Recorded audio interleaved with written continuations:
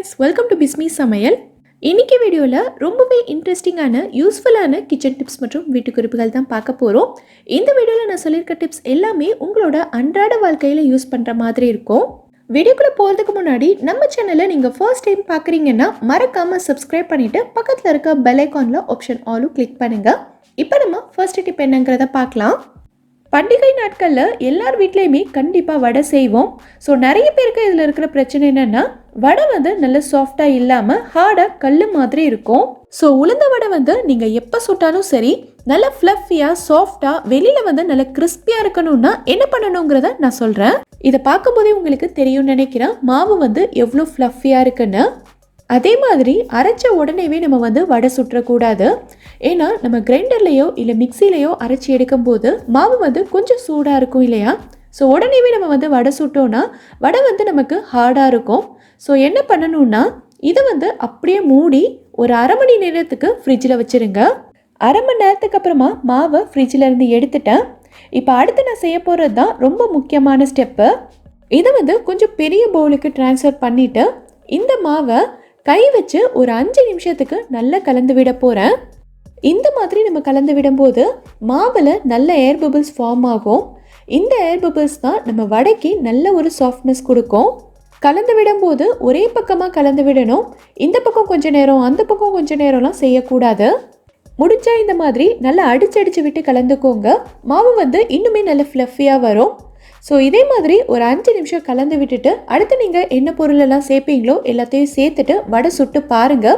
உங்களுக்கே நல்ல டிஃப்ரென்ஸ் தெரியும். வடை அவ்வளோ சாஃப்டாக வரும். ஸோ அடுத்த தடவை இதே மாதிரி செஞ்சு பாருங்கள். இந்த டிப் உங்களுக்கு யூஸ்ஃபுல்லாக இருந்துச்சுன்னா வீடியோக்கு ஒரு லைக் கொடுங்க. இப்போ நம்ம அடுத்த டிப் என்னங்கிறத பார்க்கலாம். பூரிக்கு சப்பாத்திக்கெல்லாம் சைட் டிஷ் நம்ம உருளைக்கிழங்கு மசாலா பண்ணுவோம் இல்லையா? இந்த உருளைக்கிழங்கு மசாலா நல்லா திக்காகவும் டேஸ்ட்டாகவும் இருக்க மாட்டேங்குது, என்ன பண்ணணும்னு சொல்லி நிறைய பேர் கமெண்ட்டில் கேட்டிருந்தீங்க. இப்போ நான் சொல்கிற மாதிரி நீங்கள் செஞ்சு பாருங்கள். நல்லா திக்காகவும் இருக்கும். இதோட டேஸ்ட்டுமே நம்ம ஹோட்டலில் சாப்பிட்ற மாதிரி சூப்பராக இருக்கும். நீங்கள் எப்போவுமே என்னென்ன பொருளெல்லாம் சேர்த்து செய்வீங்களோ அதே மாதிரி செஞ்சுக்கோங்க. ஸோ அடுத்து இதில் நம்ம சேர்க்குற உருளைக்கிழங்கை ஃபுல்லாக மசிச்சு விட்டுறக்கூடாது. அங்கங்கே கொஞ்சம் பெரிய பெரிய பீசஸாக இருக்கிற மாதிரி பார்த்துக்கோங்க. அடுத்து பார்த்தீங்கன்னா, இதுக்கு திக்னஸ் கொடுக்கறதுக்காக ஒரு சின்ன பவுலில் நான் 1 டீஸ்பூன் அளவுக்கு கடலை மாவு எடுத்திருக்கேன். அடுத்து இதில் கொஞ்சமாக தண்ணி சேர்த்துட்டு கட்டி எதுவுமே இல்லாத அளவுக்கு நல்லா ஸ்மூத்தாக கரைச்சி எடுத்துக்கோங்க. இப்போ இதை நம்ம மசாலாவோடு சேர்த்து நல்லா கலந்து விட்டுக்கலாம். இந்த கடலை மாவை நீங்கள் தண்ணியோட கரைக்காமல் அப்படியே இந்த மசாலாவில் சேர்த்து கலந்து விட்டீங்க அப்படின்னா ஃபுல்லாக கட்டி ஆயிரும், அப்புறம் நல்லாவே இருக்காது. ஸோ இதை நல்லா கலந்து விட்டுட்டு ஒரு 2 நிமிஷத்துக்கு நல்லா கொதிக்க விட்டீங்க அப்படின்னா இந்த கிரேவி உங்களுக்கு நல்லா திக்காக வந்துடும். ஸோ நல்லா கொதித்ததுக்கப்புறமா இதில் கொஞ்சமாக கொத்தமல்லியில் தூவிட்டு ஸ்டவ் ஆஃப் பண்ணிக்கலாம். இந்த மசாலா நல்லா திக்காக இருக்கும். இதோட டேஸ்ட்டுமே அவ்வளோ சூப்பராக இருக்கும். ஸோ கண்டிப்பாக ட்ரை பண்ணி பாருங்கள். பெரும்பாலும் நம்ம பிரேக்ஃபாஸ்ட்டுக்கோ இல்லை டின்னருக்கோ சப்பாத்தி செய்வோம் இல்லையா? எப்போவுமே நம்ம பிளெயினாக சப்பாத்தி செஞ்சோம் அப்படின்னா குட்டீஸ் அந்தளவுக்கு விரும்பி சாப்பிட மாட்டாங்க. ஸோ இன்றைக்கி பார்த்திங்கன்னா நான் இந்த பிங்க் கலர் சப்பாத்தி தான் செஞ்சுருக்கேன். இது பார்க்குறதுக்கும் நல்ல அட்ராக்டிவாக இருக்கும். இதை நீங்கள் குழந்தைங்களுக்கு லஞ்ச் பாக்ஸில் பேக் பண்ணி கொடுத்து அனுப்புனீங்க அப்படின்னாலும் விரும்பி சாப்பிட்டுட்டு வந்துடுவாங்க. இந்த பாத்திரத்தில் நான் கோதுமை மாவு எடுத்துகிட்டு இதுக்கு தேவையான உப்பு மட்டும் சேர்த்துருக்கேன். இங்கே நான் ஒரு மீடியம் சைஸ் பீட்ரூட்டை தோல் எல்லாத்தையும் சீவிட்டு கட் பண்ணி எடுத்திருக்கேன். கூடவே 1 இன்ச் சைஸில் இஞ்சி எடுத்து அதை குட்டி குட்டியாக கட் பண்ணியிருக்கேன். இப்போ இதை நம்ம மிக்ஸி ஜாரில் சேர்த்து நல்லா அரைச்சி எடுத்துக்கலாம். ஒரு 1/4 டம்ளர் அளவுக்கு தண்ணி சேர்த்து அரைச்சிங்க அப்படின்னா கட்டியாக இல்லாமல் நல்லா நைஸாக அரைஞ்சி வரும். இப்போ இதை நம்ம மாவோட சேர்த்து நல்லா பிசைஞ்சு விட்டுறலாம். ஸ்டார்டிங்லேயே தண்ணி எதுவும் சேர்க்க வேண்டியதில்லை. ஃபஸ்ட்டு இந்த பீட்ரூட்டை மாவோட சேர்த்து நல்லா பிசைஞ்சிக்கலாம். அதுக்கப்புறமா கொஞ்சம் கொஞ்சமாக தண்ணி சேர்த்து பிசைஞ்சிக்கலாம். இதை பிசைகிறதுக்கு எடுக்கிற தண்ணியுமே நீங்கள் வெதுவெதுப்பான தண்ணியாக சேர்த்துக்கோங்க. ஸோ மாவு பார்த்திங்கன்னா உங்களுக்கு நல்ல சாஃப்டாக வரும். வெதுவெதுப்பான தண்ணி சேர்க்கும் போது இந்த மாவை ஊற வைக்க வேண்டிய அவசியமும் இருக்காது. உடனேவே நம்ம சப்பாத்தி போட்டுக்கலாம். ஸோ அடுத்து நீங்கள் எப்பயும் போல் சப்பாத்தி போட்டுக்கலாம். டேஸ்ட்டில் எந்த டிஃப்ரென்ஸும் இருக்காது. ஸோ பீட்ரூட் சாப்பிட மாட்டேன்னு அடம் பிடிக்கிற குழந்தைங்களுக்கு நீங்கள் இதே மாதிரி செஞ்சு கொடுக்கலாம். இது பிரைட்டான பிங்க் கலரில் இருக்கிறதுனால கண்டிப்பாக விரும்பி சாப்பிடுவாங்க. ஸோ ட்ரை பண்ணி பார்த்துட்டு எனக்கு கமெண்ட்டில் சொல்லுங்கள். அடுத்தது ரொம்ப ஈஸியாக சாஃப்டாக ஸ்பாஞ்சியாக ரிச்சான டேஸ்ட்டில் ஒரு சூப்பரான சாக்லேட் கேக் செய்யணும். அதுவும் டக்குன்னு 10 நிமிஷத்தில் செஞ்சு முடிச்சிடணுன்னா இப்போ நான் சொல்கிற மாதிரி நீங்கள் செஞ்சு பாருங்கள். இது கொஞ்சம் கூட சொதப்பாது, பர்ஃபெக்டாக வரும். இது செய்கிறதுக்கு ஒரு மிக்சிங் பவுலில் நான் வந்து 1 கப் அளவுக்கு மைதா சேர்த்துருக்கேன். நம்ம சேர்க்குற எல்லா மாவு பொருட்களையுமே இந்த மாதிரி ஒரு சல்லடை வச்சு நல்லா சலிச்சிட்டு சேருங்க. அப்போ தான் மாவில் வந்து எந்தவித கட்டியும் இல்லாமல் கேக் வந்து நமக்கு நல்ல சாஃப்டாக வரும். அடுத்ததாக 1/2 கப் அளவுக்கு கோகோ பவுடர் சேர்த்துருக்கேன். இதையுமே நம்ம வந்து சலிச்சு தான் சேர்க்கணும். ஸோ கட்டியாக இருக்கிறத ஒரு ஸ்பூன் வச்சு இந்த மாதிரி லைட்டாக அழுத்தி விட்டிங்கன்னா நல்லா பவுடராக வந்துடும். அடுத்தது வந்து சுகர் சேர்க்கணும். ஒரு மிக்ஸி ஜாரில் 1 கப் அளவுக்கு சுகர் சேர்த்துக்கிறேன். இந்த சுகரை நம்ம வந்து நல்லா பவுட்ரு பண்ணி தான் சேர்க்கணும். இது பெரிய பெரிய கிரானுவல்ஸாக இருக்கிறதுனால நம்ம அப்படியே சேர்த்து மிக்ஸ் பண்ணோன்னா நமக்கு சீக்கிரமாக கரையாது. ஸோ இதை பவுட்ரு பண்ணி எடுத்துக்கலாம். இந்த மாதிரி பவுடராக இருந்ததுன்னா டக்குன்னு கரைஞ்சிரும். இதையும் நம்ம வந்து மாவோடையே சேர்த்துக்கலாம். சேர்க்கும்போது சலிச்சு தான் சேர்க்கணும். அடுத்ததாக 1/4 டீஸ்பூன் அளவுக்கு உப்பு சேர்த்துக்கிறேன். 1 டீஸ்பூன் அளவுக்கு பேக்கிங் பவுடர், 1/2 டீஸ்பூன் அளவுக்கு பேக்கிங் சோடா சேர்த்துருக்கேன்.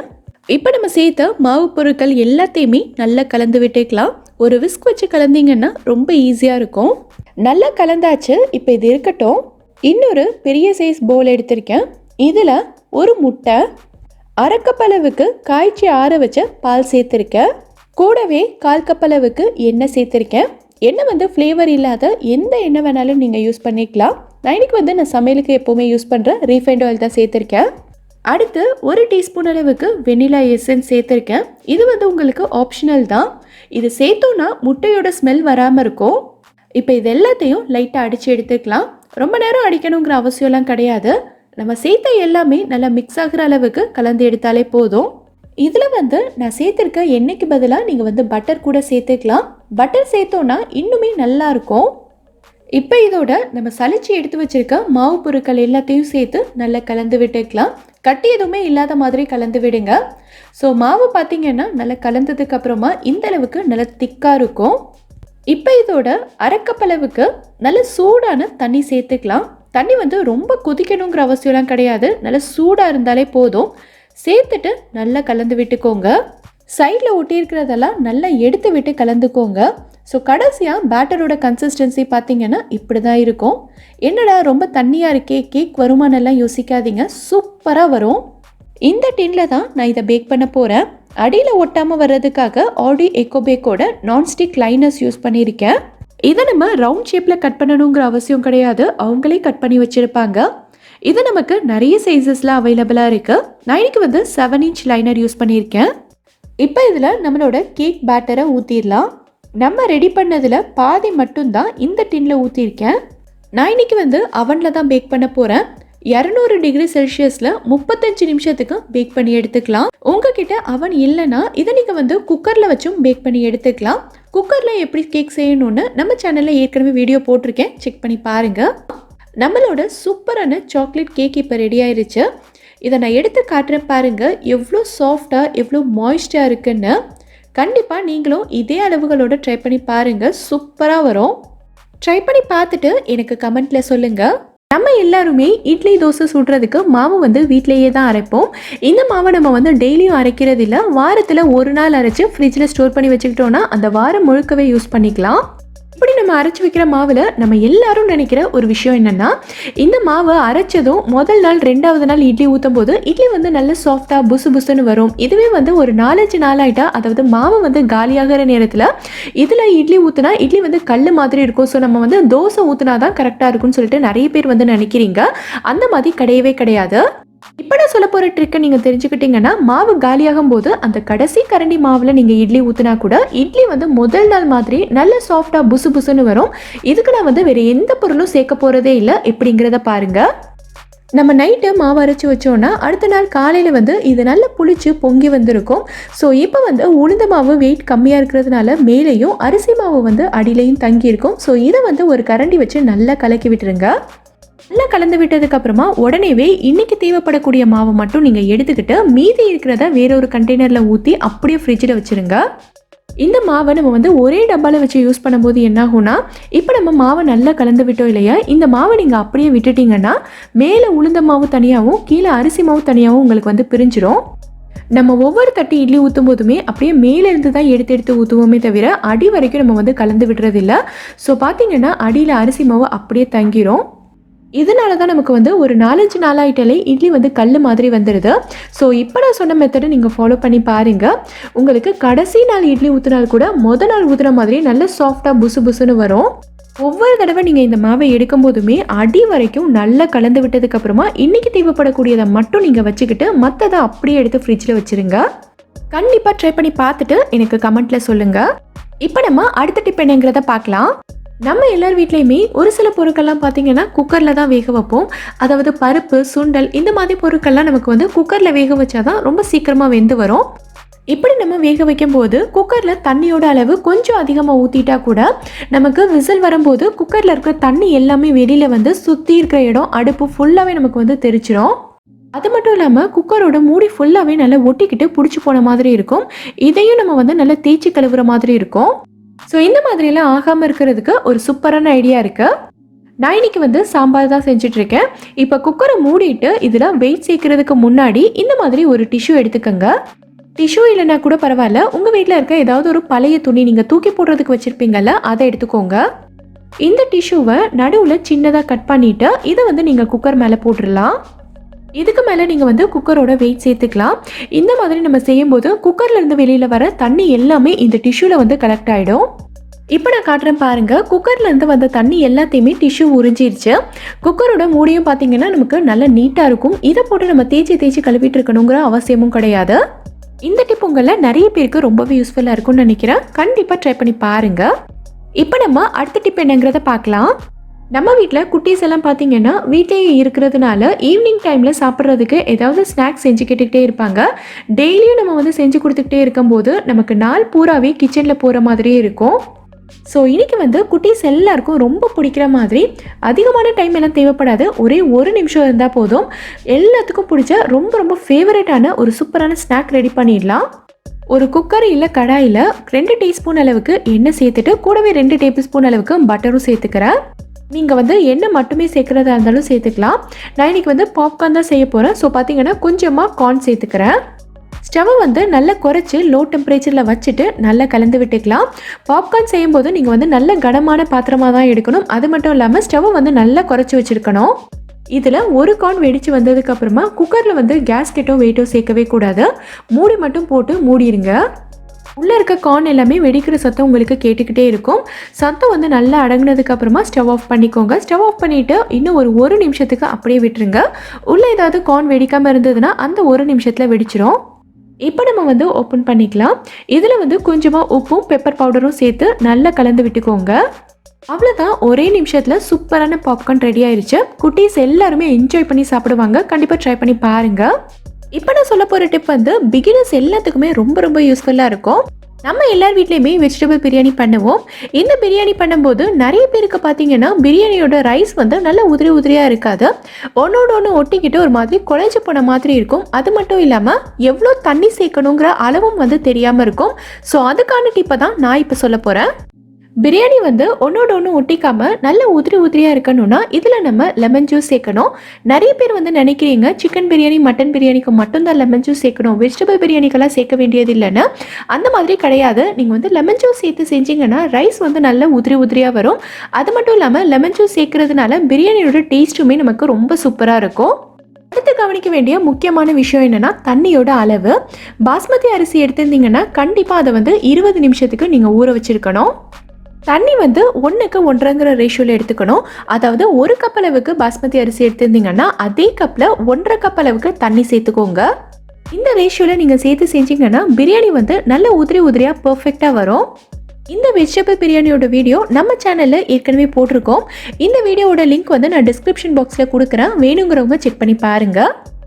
இப்போ நம்ம அடுத்த டிப் என்னங்கிறத பார்க்கலாம். நம்ம வீட்டில் இந்த முட்டைக்கோஸ் வச்சு கூட்டோ பொரியலோ பண்ணும்போது இதை வந்து கொஞ்சம் பெரிய சைஸில் கட் பண்ணோன்னா அந்தளவுக்கு நல்லா இருக்காது.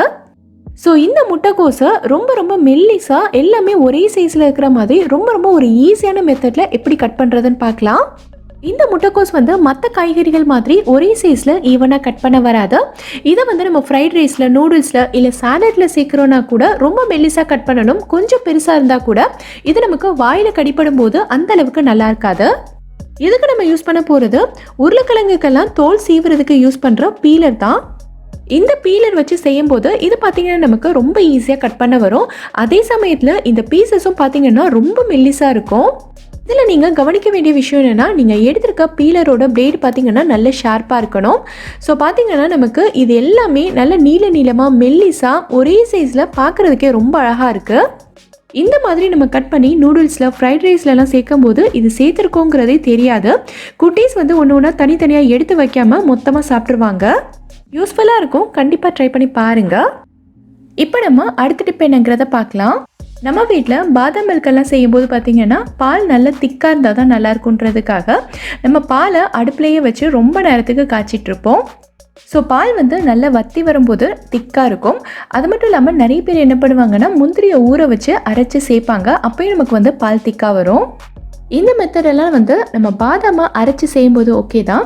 ஆனால் நம்ம வந்து இன்ஸ்டன்ட் பாதாம் மில்க் பவுடர் எல்லாம் வாங்கி செய்கிறோன்னா அந்த டைமில் இந்த மாதிரி செஞ்சுட்டு இருந்தால் நமக்கு வேலையும் அதிகமாக இழுக்கும், நமக்கு டைமும் வேஸ்ட்டு தான். ஸோ அதுக்கு பதிலாக நம்ம என்ன பண்ணலான்னா, இங்கே வந்து நான் ஒரு டம்ளரில் 1 டேபிள் ஸ்பூன் அளவுக்கு இன்ஸ்டன்ட் பாதாம் மில்க் பவுடர் சேர்த்துக்கிறேன். இது கூடவே நான் வந்து 1 டேபிள் ஸ்பூன் அளவுக்கு பால் பவுடர் தான் சேர்க்க போகிறேன். இந்த பால் பவுடர் சேர்க்கறதுனால பால் வந்து நமக்கு நல்ல திக்காக வரும். நம்ம ரொம்ப நேரத்துக்கு வற்ற வச்சா பால் எந்த அளவுக்கு திக்னஸாக இருக்குமோ அதே அளவுக்கு திக்காக வரும். இந்த பாதாம் மில்க் பவுடர் வந்து நான் வீட்டிலேயே ரெடி பண்ணது. இதோட டீட்டெயில் ரெசிபி வேணும்னா நான் டிஸ்கிரிப்ஷன் பாக்ஸில் லிங்க் தரேன், நீங்கள் செக் பண்ணி பாருங்கள். அவ்வளோதான், எந்த சிரமமும் இல்லாமல் டக்குன்னு நல்ல திக்கான பாதாம் மில்க் நமக்கு கிடச்சிடும். கண்டிப்பாக ட்ரை பண்ணி பாருங்கள். இந்த வீடியோவில் நான் சொல்லியிருக்க டிப்ஸ் எல்லாமே உங்களுக்கு ரொம்பவே யூஸ்ஃபுல்லாக இருக்கும்னு நினைக்கிறேன். எந்த டிப் உங்களுக்கு ரொம்ப யூஸ்ஃபுல்லாக இருந்ததுங்கிறத கீழே இருக்க கமெண்ட்டில் எனக்கு சொல்லுங்கள். இந்த வீடியோ பிடிச்சிருந்தா லைக் பண்ணுங்கள். உங்கள் ஃப்ரெண்ட்ஸ், உங்கள் ஃபேமிலி மெம்பர்ஸ் கூட இந்த வீடியோவை ஷேர் பண்ணுங்கள். மறக்காம நம்ம பிஸ்மி சமையலுக்கு சப்ஸ்கிரைப் பண்ணிவிட்டு பக்கத்தில் இருக்கக்கூடிய பெல் ஐக்கானை கிளிக் பண்ணி அதில் ஆல் ஆப்ஷனையும் செலக்ட் பண்ணுங்கள். தேங்க்யூ.